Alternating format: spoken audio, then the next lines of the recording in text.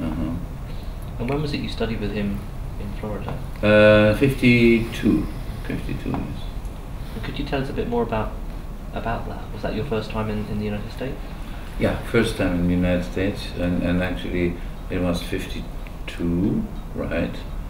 And after I finished studying in Germany, you see, I had some money for traveling over there because I got a Strauss award, and so I went over there.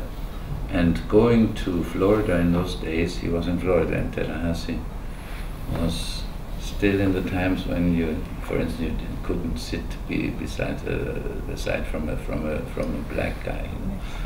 It was very much separation, still very strange for me because I never experienced anything like that. You know.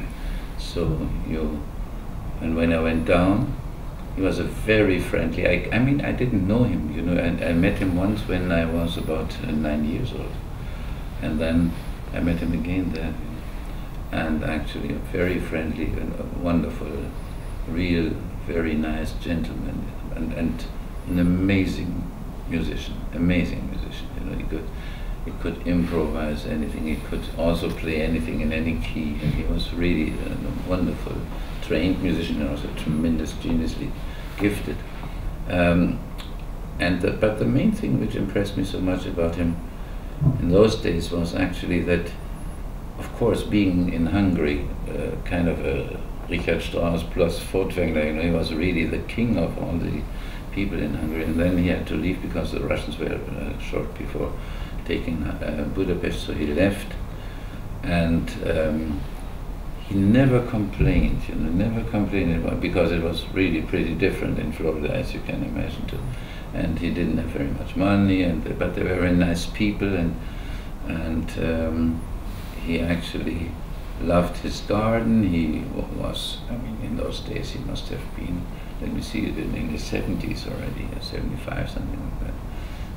When we were feeling it's a little too hot and took a cab, he would walk, you know, and he was a wonderful man. And actually his repertoire in music up to, I would say up to Brahms, you see, was just amazing. The 19th century, he had, when he was in Hungary still, even in Florida, he asked people, what would you like to hear? And they said, this piece, or Schubert, some Schumann, everything, you know. Just played it. Not always perfect, but he did. You know?